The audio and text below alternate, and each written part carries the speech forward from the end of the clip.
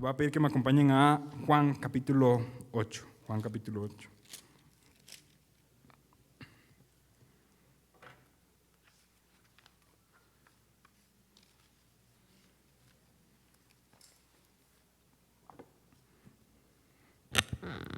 Muy bien, y antes de iniciar el estudio vamos a orar, vamos a poner este tiempo en las manos del Señor. Gracias, Padre, de nuevo estamos en tu presencia, orando y agradeciéndote por el privilegio que nos das de acercarnos a tu palabra inspirada, suficiente, inerrante, infalible. Gracias, Señor, porque confiadamente podemos entender que tú hablas a través de ella. Es la palabra profética más segura, la cual hacemos bien en estar atentos como una antorcha que alumbra en lugar oscuro, hasta que el día esclarezca y el lucero de la mañana salga en nuestros corazones. Gracias por esta palabra profética más segura, que entendemos según las palabras del apóstol, que es inspirada, es útil para enseñar, para corregir, para redarguir y para instruir en justicia, a fin de que seamos perfectos y enteramente preparados para toda buena obra.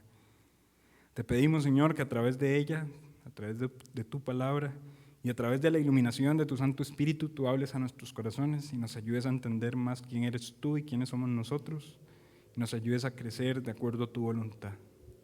La honra y la gloria sea para tu nombre, Señor, y te pedimos tu dirección en este momento, que tú hables a nuestros corazones y que tú guíes cada lección que vamos a extraer de tu santa palabra. Oramos, Señor, y te damos las gracias en el nombre de Cristo Jesús. Amén. Amén. Muy bien, Evangelio según San Juan, capítulo 8. Hoy vamos a estar estudiando el versículo 1 al versículo 11, lo cual es claramente un pasaje muy popular, ¿verdad? Y muy posiblemente muchos ya han escuchado sermones, lecciones y lo han visto de forma gráfica de alguna u otra forma. Vamos a estar estudiando la historia de lo que muy comúnmente se llama la mujer adúltera, ¿verdad? Vamos a estar analizando el texto, vamos a estar extrayendo del texto algunas verdades y algunas aplicaciones para nosotros y pues esperamos en Dios que Él hable mucho a nuestros corazones. Hemos elaborado un bosquejo de 3 puntos para esta historia, donde al ser una narración, ¿verdad?, podríamos ver claramente 3 puntos que dan fluidez a esta narrativa. Primeramente vemos un ambiente, y este ambiente es un ambiente de enseñanza, eso lo vemos del versículo 1 al versículo 2. Luego vemos un intento de engaño, eso lo vemos del versículo 3 al versículo 9. Y por último vemos un disparo de gracia, y eso lo vemos del versículo 10 al versículo 11. Entonces básicamente vamos a hablar de esos 3 puntos. Vamos a estar hablando de un ambiente de enseñanza, de un intento de engaño y de un disparo de gracia. Y todo esto tiene que ver con Jesús en el templo, enseñando a las multitudes, teniendo en cuenta el contexto de lo que hemos venido estudiando. Jesús está en el templo en una fiesta israelita. Entonces imaginamos la cantidad de personas que se acercan a escuchar a Jesús y que quieren ver todas sus enseñanzas, y en medio de todo de este contexto es donde se desenvuelve la historia que vamos a estar estudiando. Entonces, esto nada más como para dar una introducción al bosquejo, a la estructura que vamos a estar siguiendo. Ahora, no podría empezar a estudiar este texto sin antes hacer unas pequeñas aclaraciones. Porque si usted es curioso y estudioso de la palabra y muy posiblemente compare con algún comentario, con alguna cuestión, el estudio de la palabra, va a notar que este texto que vamos a estudiar está en una gran controversia, ¿verdad? Y antes de iniciar el estudio de él, quisiera hacer algunas observaciones al respecto de la controversia en la cual este texto está, ¿verdad? Ahora, ¿cuál es la controversia? Y aquí voy a empezar a explicar tal vez de la forma más sencilla posible para que todo quede retenido en nuestras mentes. Cuando normalmente en los púlpitos se dice, en el original esta palabra quiere decir tal cosa. ¿Han escuchado mucho esa frase? ¿Sí? ¿Cuál original? ¿A cuál original nos referimos? Hebreo, griego, en caso del Nuevo Testamento griego. ¿Creen ustedes que el evangelio original que escribió Juan, el apóstol Juan, de su puño y letra, está en algún sitio hoy donde podamos ir y consultarlo? Ciertamente no es así. Aunque algunas personas, cuando se dice esto, en el original quiere decir, se imaginan un documento original. Más que todo, cuando nos referimos al original, nos referimos al idioma original. no al documento original. Es decir, y hago la aclaración, y espero que nadie se rasgue las vestiduras después de esa aclaración, ¿verdad? Los documentos originales que escribieron los autores del Nuevo Testamento no los tenemos. ¿Cómo llegamos a los textos que tenemos hoy, entonces, si no tenemos esos documentos originales? Bueno, eso se llegó a través de copias. Es decir, personas y creyentes que amaban la palabra del Señor empezaron a transcribir las palabras que les llegaron a sus propias comunidades para que otras comunidades de fe tuvieran también acceso y lectura a esas escrituras. Y los hallazgos han demostrado una gran cantidad de copias que dan fe de la fidelidad de la palabra de Dios. Amén. Y por eso nosotros podemos rastrear que las palabras que están escritas son palabras fidedignas. Ahora, en esta gran cantidad de copias, hermanos, estamos hablando más de 10,000 copias del Nuevo Testamento, ¿verdad? En el caso de los evangelios, es una cantidad abrumadora de copias que se empezó a dispersar en las regiones, ¿verdad?, del Antiguo Testamento, del Nuevo Testamento, ¿verdad? En esta gran cantidad de copias, ¿creen ustedes que habrá alguna diferencia entre copia y copia? Es lo más probable y es lo que sucedió. De hecho, muy diferente a la escritura del Antiguo Testamento, donde eran escribas entrenados para transcribir las escrituras, muy diferente a eso, ocurre en el Nuevo Testamento, donde son creyentes sencillos y simples de las comunidades de fe que emprenden una labor de transcribir lo que ellos recibieron. Entonces es muy normal que nosotros encontremos diferencias entre una copia y otra copia.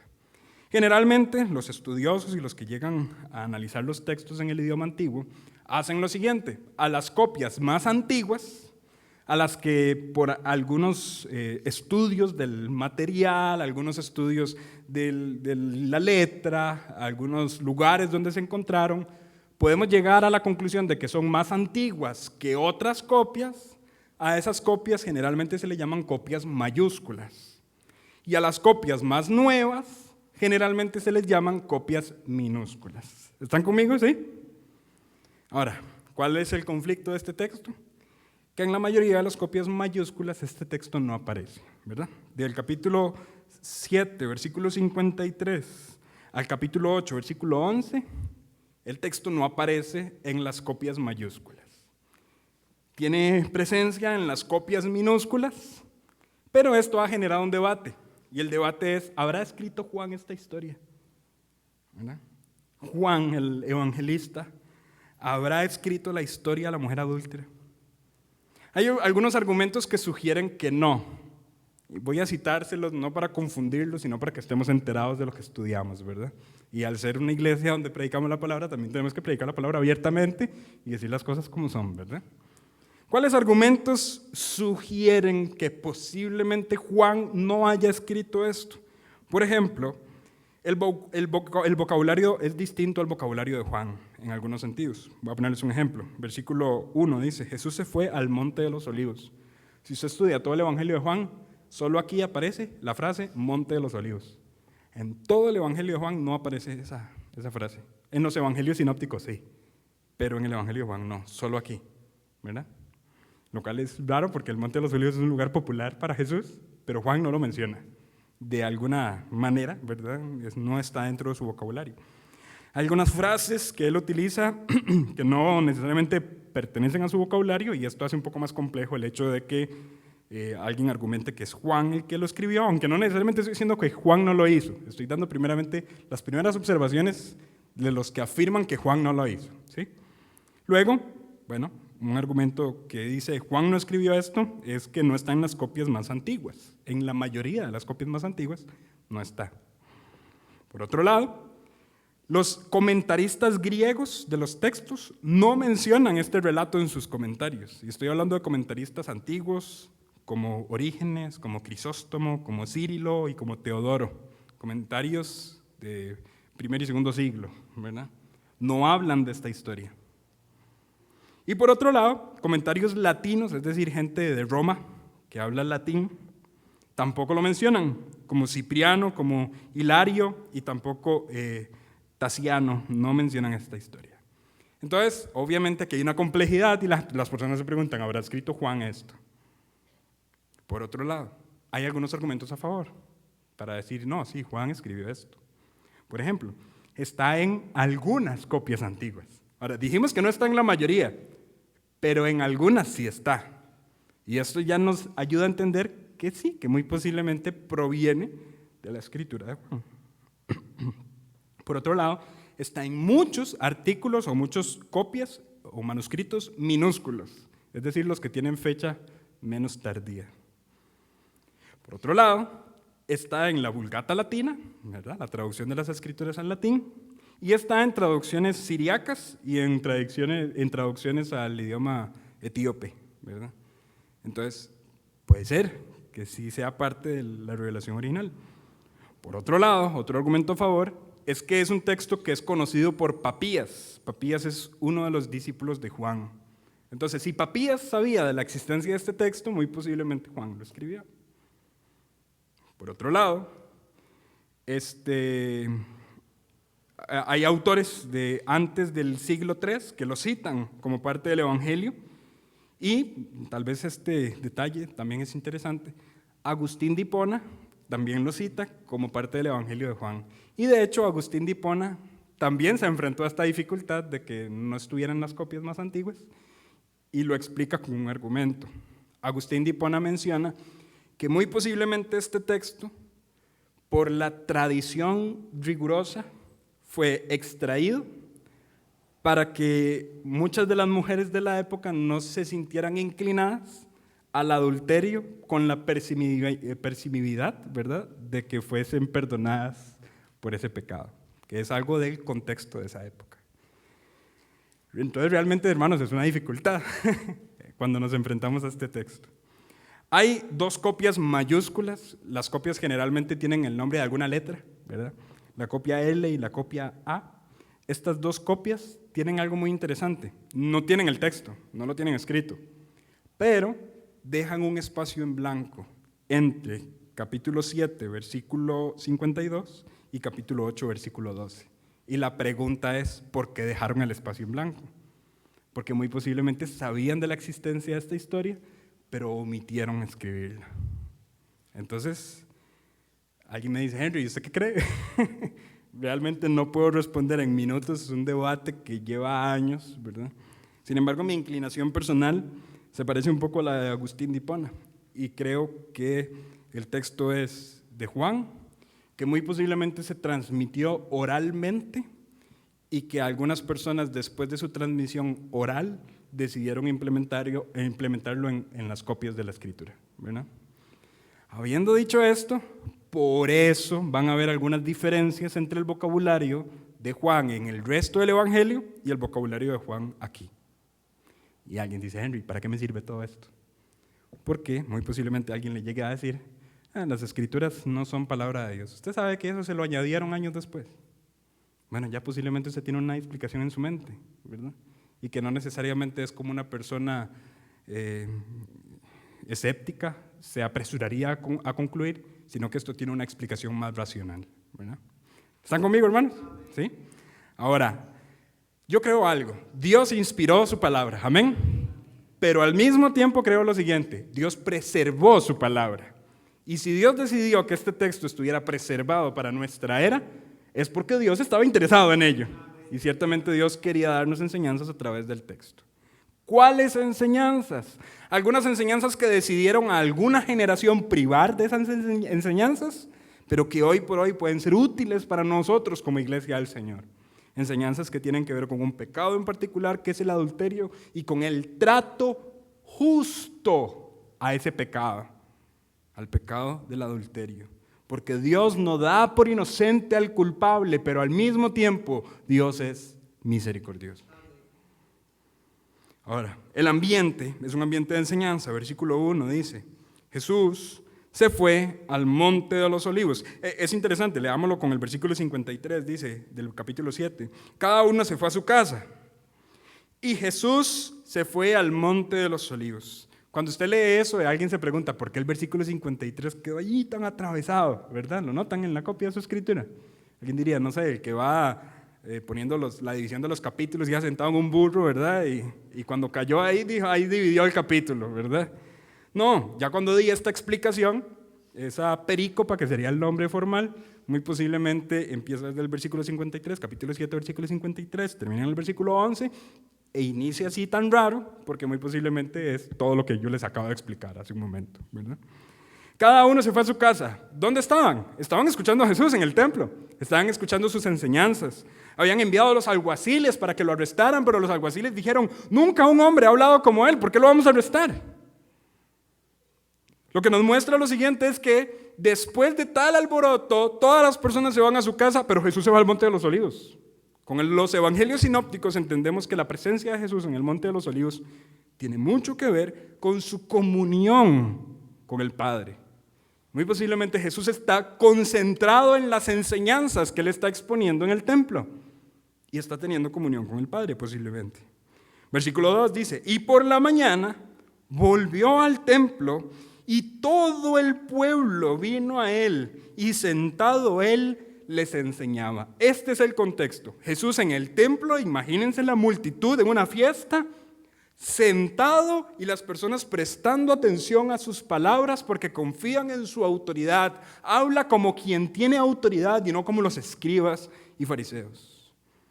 Ahora, los escribas y fariseos están bastante molestos. Hemos visto ya una conversación y una tensión anterior donde incluso Nicodemo trató de defender y apaciguar un poco los ánimos y las personas juzgaron a Nicodemo diciéndole, ¿acaso usted ya es un Galileo como él? Ahora, el ambiente está tenso. Y en este ambiente tenso, los escribas y fariseos tienen una idea. La idea es, entonces, intentar engañar a Jesús. ¿Cuál es la trampa? Si usted lee los evangelios, en muchas ocasiones, intentaron ponerle trampas a Jesús. En muchas ocasiones. Ahora, esta trampa es una trampa muy peculiar. Versículo 3. Entonces los escribas y fariseos le trajeron a una mujer sorprendida en adulterio. Se nos expone el pecado, es un pecado grave. El término griego que se utiliza para mujer aquí sugiere que es una mujer casada. Entonces el pecado es todavía más grave, ¿verdad? Aquí hago una explicación del Antiguo Testamento. ¿Por qué digo que todavía más grave? Porque si hubiese sido una mujer virgen y no desposada, el esposo o la persona que tuvo relaciones con ella, en vez de apedrear a la mujer, esa persona tuvo que haber pagado por ella y adquirirla como esposa. Pero en este caso, el hecho de que a ella merezca ser apedreada, sugiere que sí era una mujer casada y que posiblemente estaba teniendo relaciones con un hombre casado. ¿Verdad? ¿Queda claro esto? ¿Sí? Entonces esta mujer es sorprendida en el adulterio. ¿Eso es grave, hermanos? Claro, es grave. Es pecado. No vamos a minimizar el pecado de esta mujer. Es un pecado grave. Muchas personas que exponen este texto minimizan el pecado de la mujer, pero nosotros no vamos a hacer esto. El pecado de la mujer es un pecado grave. Y a la luz de la ley de Moisés, muy posiblemente sí requería un juicio severo. ¿Qué recibió ella? Bueno, eso vamos a analizar. Esas personas exponen a esta mujer frente a Jesús y en el versículo 4 dice, le dijeron, maestro, esta mujer ha sido sorprendida en el acto mismo de adulterio. No hay aquí ninguna sugerencia de una explicación de presunción de inocencia. No parece haber. Hay suficientes testigos que hablan que fue sorprendida en el acto mismo. Y la trampa es la siguiente, versículo 5. Y en la ley nos mandó Moisés a apedrear a tales mujeres. Tú pues, ¿qué dices? ¿Era necesario que llevaran a esta mujer a Jesús? Jesús no es una autoridad religiosa, al menos no se ve así en la comunidad hebrea. Ahorita lo único que hay es un escándalo porque él habla con mucha autoridad. Pero él en sí no es ni un escriba, ni un fariseo, ni un anciano del pueblo. La razón por la que estas personas están llevando a esta mujer frente a Jesús es para dividir las opiniones en cuanto a él. Si él dice, no la apedreen, ¿cómo se les ocurre? Entonces muy fácilmente lo podrían acusar de alguien que menosprecia la ley de Moisés. Pero si él dice, sí, merece que la apedreen, apedréenla, muy probablemente va a perder la imagen de un Señor misericordioso como la que ha tenido frente al pueblo. Y el pueblo perdería respeto por él. Entonces notan que es una trampa. Es una trampa bastante astuta. Es una trampa que también, no sé si voluntariamente, y parece que sí, pero al menos obvian una parte, porque no llevan al hombre, ¿verdad? Solo llevan a la mujer, pero si usted lee los textos, Levítico capítulo 20, Deuteronomio capítulo 22, el hombre y la mujer debían ser apedreados. Entonces, al mismo tiempo, aunque no estamos justificando el pecado de la mujer, también tenemos que reconocer lo siguiente: aquí hay un trato injusto en la forma en la que el juicio se está tratando de elevar. Y todavía más, no solamente la injusticia que gira alrededor de que no llevaron al hombre o que están llevando a la mujer frente a la autoridad incorrecta, porque no debían llevarlo a Jesús frente a la multitud, tenían que llevarlo a los líderes religiosos. No solo eso, sino que también las mismas intenciones en el corazón de los escribas y fariseos. Es una intención que no busca la justicia, es una intención que busca el engaño. Entonces, desde allí, el juicio que están intentando exponer delante de Jesús es algo injusto. Es algo injusto. Y esto nos va a ayudar mucho en la conclusión y en el contexto de lo que estamos estudiando. Entonces, en este intento de engaño, versículo 6 nos explica las intenciones. Dice, mas esto decían, tentándole para poder acusarle. Aquí entendemos las intenciones. La intención no es perseguir la integridad del pueblo de Israel, no. La intención es tentar a Jesús y engañarlo. Aunque tuvieran que abrazar la injusticia en un proceso judicial, no les importaba con tal de tentar a Jesús y engañarlo. Versículo 6, la segunda parte dice, pero Jesús, inclinado hacia el suelo, escribía en tierra con el dedo. Esta línea también ha sido objeto de muchos comentarios. De todo se ha dicho, ¿verdad? Que escribía un salmo, que escribía los nombres de las personas que la estaban juzgando. Bueno, de todo se ha dicho. La palabra que aparece allí en griego, escribía, podría traducirse también como registraba. Entonces, eso dio pie a que muchos sugirieran que lo que Jesús estaba escribiendo en la tierra eran los nombres de las mujeres con las que cada uno de esos hombres había cometido adulterio, o que estaba escribiendo en tierra, registrando en tierra los pecados de cada una de las personas que estaba allí presente. ¿Podemos afirmar eso? No podemos llegar a esa conclusión solo con el término en griego, ¿verdad? Realmente el texto no nos está exponiendo eso de manera clara. Sin embargo, eso es mucho de lo que se dice cuando se estudia este texto. Entonces alguien dice, Henry, ¿pero por qué Juan registró, oral o escrito? No lo sabemos, pero ¿por qué Juan registró que él estaba inclinado en tierra escribiendo? Yo creo que el énfasis de esa frase no es tanto para que nos preguntemos qué escribía, sino más bien el énfasis es para mostrarnos que Jesús estaba guardando silencio. En medio de todas las personas que querían alterar sus ánimos, Jesús estaba callado. En cierta manera, ignorando esa petición carnal de un juicio injusto. Y Jesús guardaba silencio. Pero el versículo 7 dice, y como insistieran en preguntarle, ¿notan el silencio de Jesús enfrente del alboroto de la gente? Como insistieran en preguntarle, se enderezó, se puso en pie y les dijo, vamos a ver, palabras directas y concisas. El que esté libre, el que de vosotros esté sin pecado, sea el primero en arrojar la piedra contra ella. El que de vosotros esté sin pecado, sea el primero en arrojar la piedra contra ella. Aquí hay astucia en la respuesta de Jesús. Jesús evade completamente la trampa y astutamente responde a las insistencias carnales y pecaminosas de la multitud. Ahora, claramente también tenemos que entender esta línea, ¿verdad? Ahora, para entenderlo mejor, vámonos a meternos en el contexto hebreo. Y en el contexto hebreo, ¿cuál es el pecado que están exponiendo de la mujer? Bueno, adulterio. ¿Y qué decía la ley acerca del adulterio? Vamos a Levítico capítulo 19. Levítico capítulo 19. Levítico capítulo 19, versículo 15.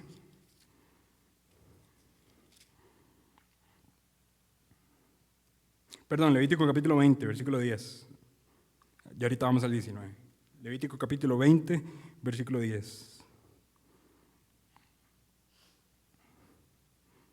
Y en capítulo 20, 10 dice lo siguiente: si un hombre cometiere adulterio con la mujer de su prójimo, el adúltero y la adúltera indefectiblemente serán muertos. Aquí está el parámetro de la ley riguroso. Este es el pecado del que están acusando a la mujer, ¿sí? Ellos llevan a la mujer frente a Jesús y la acusan de adulterio, y la sentencia contra el adulterio es muerte. Ahora Jesús les responde: el que de ustedes esté sin pecado, lance la primera piedra. Ya respondimos cuál fue el pecado de la mujer. Ahora les pregunto, hermanos, ¿cuál es el pecado de ellos, de los escribas y fariseos?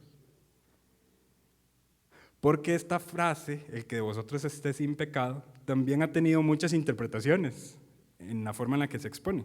Algunas personas interpretarían lo siguiente: lo que Jesús está diciendo es el que sea puro y sin mancha. Pero no es tan probable que Jesús esté refiriendo a eso, porque si no, nadie podría emitir un juicio contra un pecador. Nadie es sin pecado. En este momento Jesús no está diciendo el que no cometa ningún pecado en absoluto. No está diciendo eso Jesús. Ahora, usualmente así se da a entender, ¿verdad? ¿Que lo hemos escuchado así? Okay. Usualmente así se da a entender. Pero es muy poco lógico que Jesús esté haciendo eso, porque, vuelvo y repito, si no, nadie podría emitir un juicio, porque todos somos pecadores. Ahora, otras personas sugieren lo siguiente: no puede ser eso es irracional. Entonces el que ustedes estén libres de pecado se está refiriendo al adulterio mismo.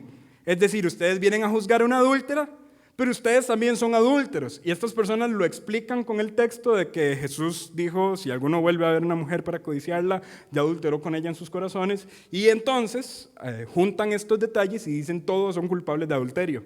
Y por tanto, el que de ustedes esté sin pecado de adulterio, sea el primero en lanzar la piedra. Es también un poco improbable que Jesús esté refiriendo a este punto en particular. ¿Cuál es el pecado de ellos? El que ustedes estén sin pecado. Bueno, la pregunta: ¿cuál pecado? Vean lo interesante. Acabamos de leer Levítico 20. Devolvámonos nada más unos cuantos versículos. Vamos a Levítico ahora 19. Levítico 19, versículo 15. Y aquí, vean que Levítico, desde el capítulo 18, está dando muchas instrucciones acerca de la santidad del pueblo y está señalando pecados. Uno de los pecados que se señala en esta porción es el adulterio, que lo acabamos de leer en capítulo 20. Pero en capítulo 19 también se hace un señalamiento sobre un pecado en particular. Y ese señalamiento es el siguiente, capítulo 19, versículo 15. Dice: no harás injusticia en el juicio, ni favoreciendo al pobre, ni complaciendo al grande. Con justicia juzgarás a tu prójimo. No andarás chismeando entre tu pueblo. No atentarás contra la vida de tu prójimo. Yo, Jehová. No aborrecerás a tu hermano en tu corazón. Razonarás con tu prójimo para que no participes de su pecado. No te vengarás, ni guardarás rencor a los hijos de tu pueblo, sino amarás a tu prójimo como a ti mismo, yo Jehová. ¿Notan el contexto, hermanos? Y notan que muy posiblemente esto es lo que Jesús tiene en mente cuando está señalando los pecados de los escribas y fariseos. Primeramente, están haciendo un juicio injusto. Segundo, andan exponiendo los pecados de otros enfrente de toda una multitud. Tercero, están aborreciendo en su corazón a Jesús y por eso lo están tratando de engañar. Se están vengando, están guardando rencor contra Jesús que está enseñando en el pueblo y no le están demostrando amor ni a Jesús ni a la mujer adúltera. Por tanto, la misma ley que condena a la mujer adúltera es exactamente la misma ley que condena a esta multitud a este grupo de escribas y fariseos. Y Jesús, viendo que están exponiendo el pecado de la mujer y le están diciendo, ella ha cometido adulterio y según la ley de Moisés hay que apedrearla, Jesús le dice, bueno, leamos el capítulo de la ley de Moisés y razonemos quién de ustedes está libre de pecado, porque todos ustedes están participando de un juicio injusto y están odiando a sus prójimos en este mismo instante.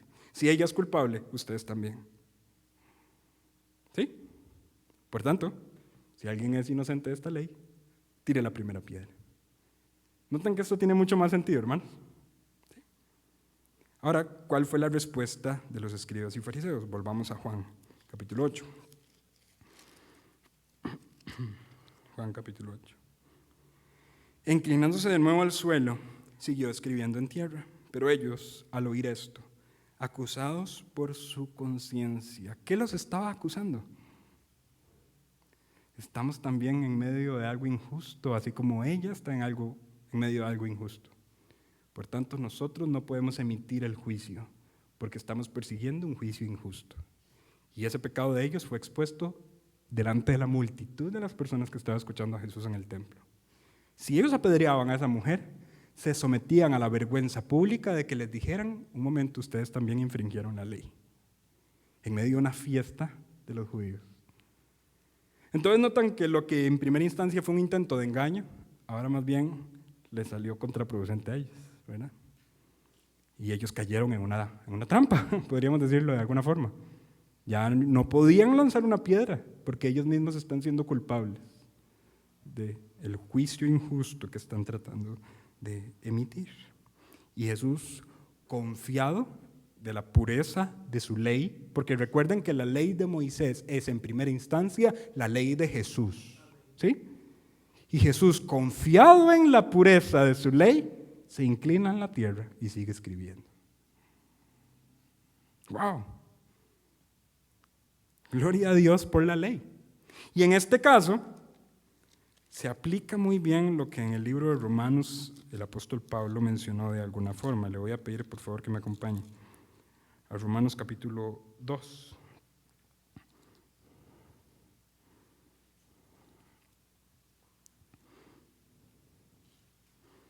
Versículo 1. Dice, por lo cual eres inexcusable, hombre, quien quiera que seas tú que juzgas, pues en lo que juzgas a otro, te condenas a ti mismo, porque tú que juzgas, haces lo mismo. Mas sabemos que el juicio de Dios contra los que practican tales cosas es según verdad. Y piensas esto, hombre, tú que juzgas a los que tal hacen y haces lo mismo, que tú escaparás del juicio de Dios. ¿Notan cómo este texto aplica tan vívidamente en el contexto de los escribas y fariseos? Ustedes juzgan a una mujer adúltera, pero ustedes que juzgan hacen exactamente lo mismo, por lo cual son inexcusables y van a dar juicio, van a rendir cuentas delante del juicio de Dios. Ustedes son culpables. Ahora, vuelvo a hacer una aclaración. La culpabilidad de los escribas y fariseos no exime la culpabilidad de la mujer. La mujer sigue siendo culpable frente a Jesús. Y, pongámonos en contexto, todos esos escribas y fariseos que están allí son culpables de emitir un juicio injusto y de proliferar los pecados de otros en frente de la multitud. Son culpables. ¿Quién es el único inocente en ese círculo? Jesucristo. Jesucristo no ha hecho nada en contra del Levítico, de la ley que está registrada en Levítico. No ha hecho absolutamente nada en contra de esa ley. Y Jesucristo es llamado por esa multitud maestro. Se le está confiriendo autoridad. Así que, en el momento en el que el versículo 9 registra lo siguiente, ellos al oír esto, acusados por su conciencia, salían uno a uno, comenzando desde los más viejos hasta los postreros, desde los mayores hasta los menores. Dice, y quedó solo Jesús y la mujer que estaba en medio. Uno a uno fueron soltando las piedras porque su conciencia les acusaba de pecado. Ellos no se quedaron ahí. Ellos huyeron de la confrontación de la justicia de Jesús, que es lo que muchos pecadores el día de hoy hacen. Entienden su pecado, pero huyen de los contextos donde son sometidos a la rendición de cuentas frente a un Dios santo. Pero esa mujer se quedó ahí, entendiendo que ella es pecadora y entendiendo que el único en ese círculo que no había cometido pecado, no había infringido la ley de Levítico, era Jesús. Por tanto, Jesús era el único que podía juzgarle justamente. No era una autoridad de la época, en términos religiosos, eso lo entendemos, pero muy bien Jesús pudo haber dicho a sus discípulos, ahora la ley tiene que ser satisfecha, por favor lleven ella a las autoridades correspondientes. ¿O me equivoco? Jesús fue estricto en el cumplimiento de la ley. Jesús se mencionan los rituales a los que él participó como las fiestas judías. Así que él muy bien podía decirle a cualquiera de sus discípulos que llevara a esta mujer frente a las autoridades correspondientes y hacer un juicio justo, porque la ley de Moisés es la ley de Jesús, y Jesús pudo haber visto satisfecha su justicia a través del pago que la mujer debía recibir, sin un trato injusto, como el de los escribas y fariseos que estaban intentando tentar a Jesús, sino con un trato justo, llevando a la mujer a las autoridades correspondientes. Pero ahora la mujer está frente a Jesús, que es el único que le puede juzgar. ¿Y qué hace Jesús? Toma su arma, apunta hacia ella y dispara gracia. Jesús dispara gracia. Él pudo haber disparado una bala, una piedra, pero Jesús dispara gracia. Versículo 10 dice, enderezándose Jesús, y no habiendo a nadie sino a la mujer, le dijo, mujer, ¿dónde están los que te acusaban? Notan que ellos también fueron acusados por su pecado y por tanto no pudieron permanecer de pie con sus piedras delante de usted. ¿Dónde están? Ninguno te condenó. No podían condenarla porque ellos estaban condenados en sus propios pecados. ¿Qué dijo ella? Ninguno, Señor. Ella observa en Jesús autoridad a tal punto que se refiere a él con un título mesiánico. Señor, ninguno me condena. Señor, curios. Usted puede hacer conmigo lo que usted quiera porque usted es mi propietario. Yo soy su propiedad. Usted es curios. Yo soy esclava. Yo entiendo mi culpabilidad. Usted es Señor. Ahora dé el castigo que usted quiera dar. Los curios en la época castigaban justamente a los que eran propiedad suya. Y ella está reconociendo que Jesús es su Señor. Por tanto, haga lo que usted quiera hacer. Y si el castigo es necesario, castigue. Entonces Jesús le dice, wow, ni yo te condeno. Vete y no peques más. Jesucristo disparó gracia cuando pudo haber disparado juicio. Ahora, la gracia no se interpreta como un estilo de vida que da permisividad a la práctica del pecado, porque Jesús también acota y dice, vete, sí es cierto, pero no peques más. Es decir, Jesús no está justificando el pecado de la mujer, la está tratando como alguien que pecó, pero a partir de ahora, de haber recibido la gracia, no peque más. Recapacite en el perdón que usted ha recibido a través de mi autoridad. Váyase de aquí y aléjese de las prácticas que contaminan su corazón. Yo doy gracia. Usted responda con santidad.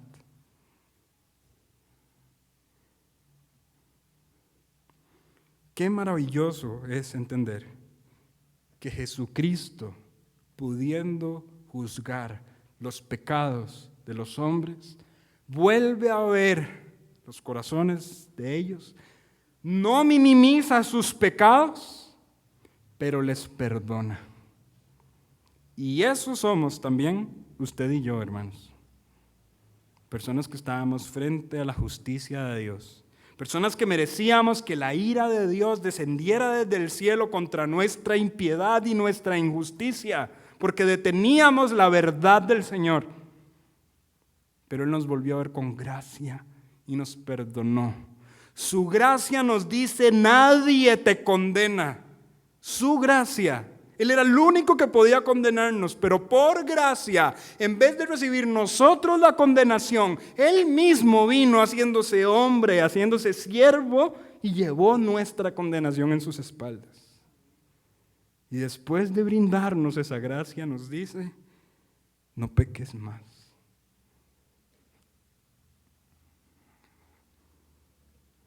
Esto somos todos los creyentes. Pecadores que frente a Jesús hemos sido perdonados por su misericordia y hemos sido llamados a una vida de santidad. Estos somos cada uno de los creyentes. Ahora la pregunta es, si nos conmueve ver este relato entre Jesús y la mujer adúltera, ¿por qué no nos conmovemos igualmente al entender que Jesús nos perdonó a nosotros y nos llama a una vida de santidad? ¿Se imaginan que la historia continúe diciendo que la mujer se fue a volver a buscar al hombre con el que había cometido adulterio? ¿Se imaginan que esa acotación estuviera en esta historia? La desilusión que habría en nuestros corazones al leer tal actitud. Ahora, no es esa la continuación de la historia que muchos de nosotros acotamos a nuestras vidas cuando hemos recibido la gracia del Señor, pero volvemos a nuestras prácticas pecaminosas.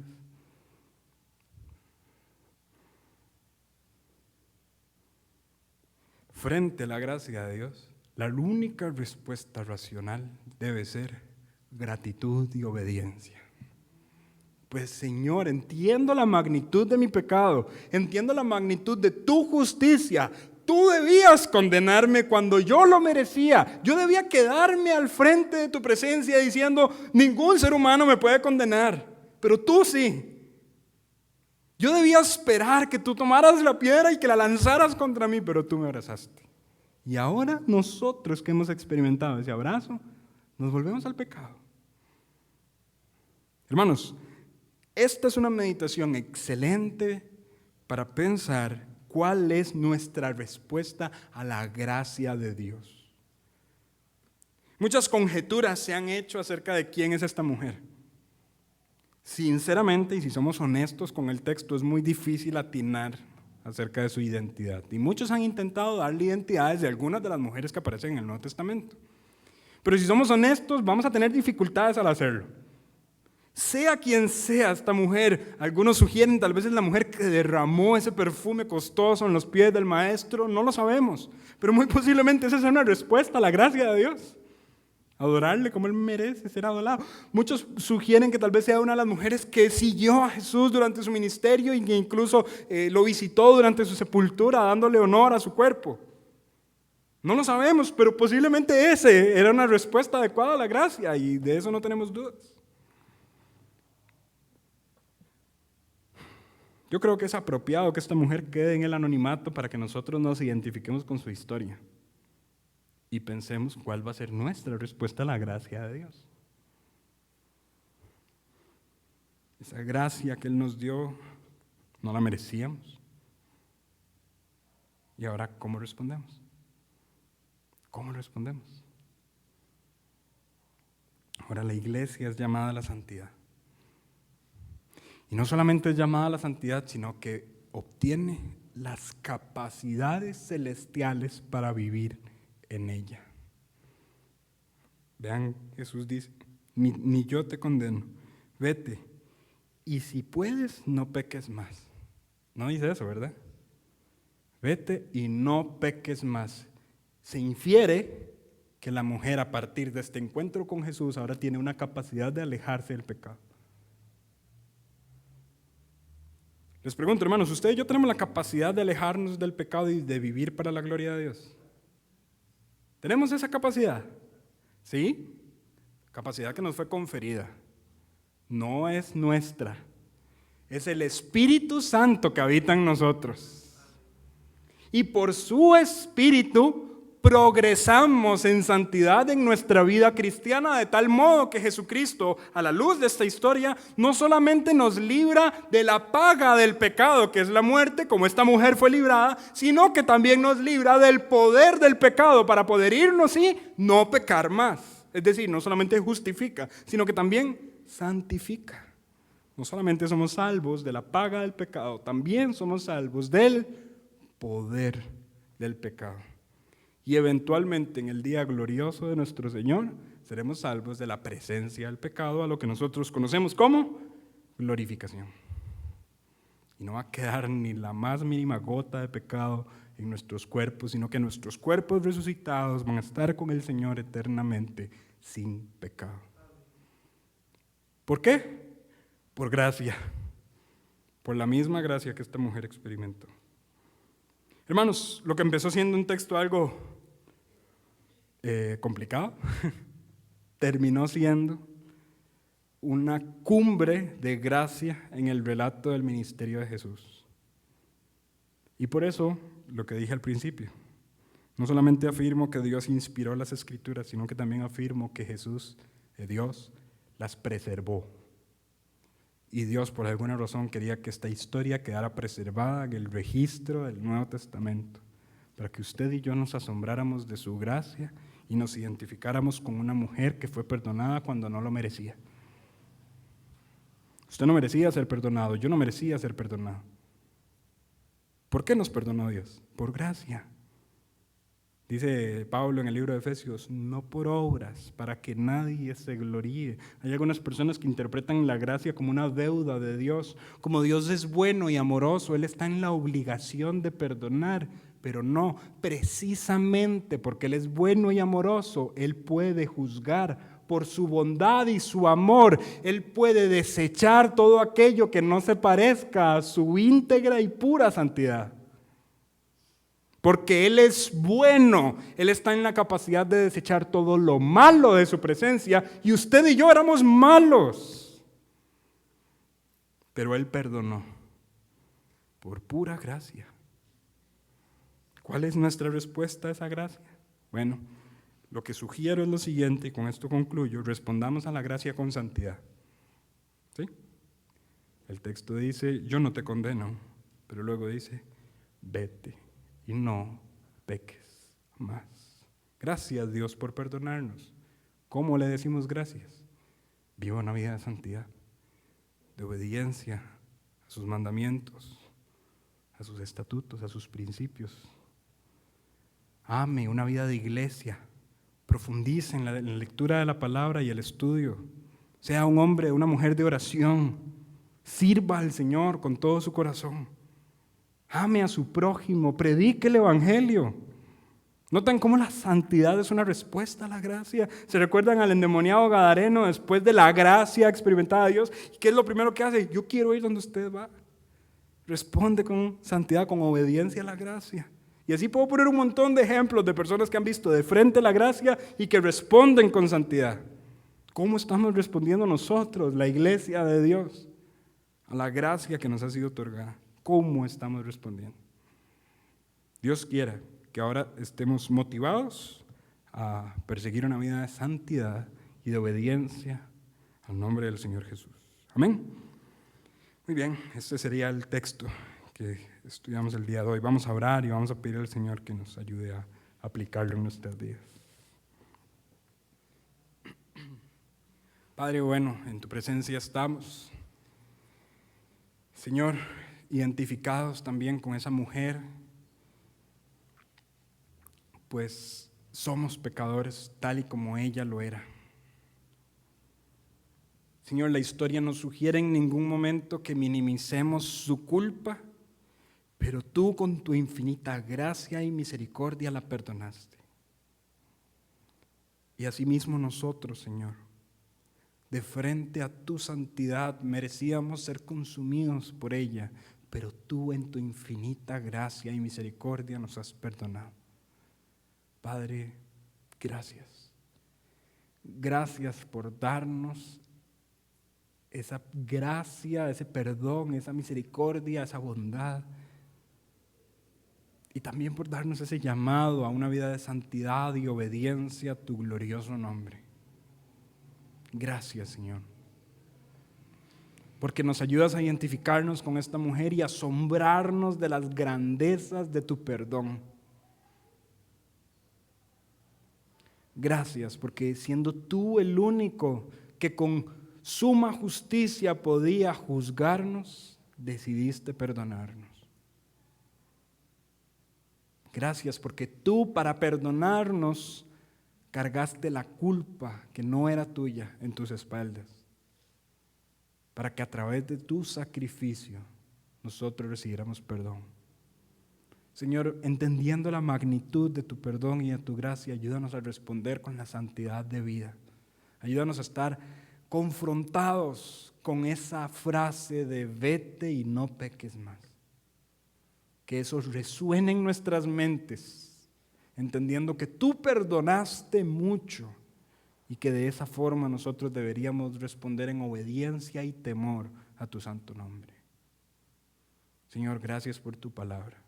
Gracias por el Evangelio de Juan y gracias porque has preservado esta escritura para nosotros, para que nosotros podamos seguir siendo retados con tus atributos, con tu soberanía y con tu bondad. La honra y la gloria para tu nombre, Señor, y te pedimos que tomes también en control el resto del culto, todo lo que vamos a estar haciendo. En el nombre de Cristo Jesús oramos. Amén.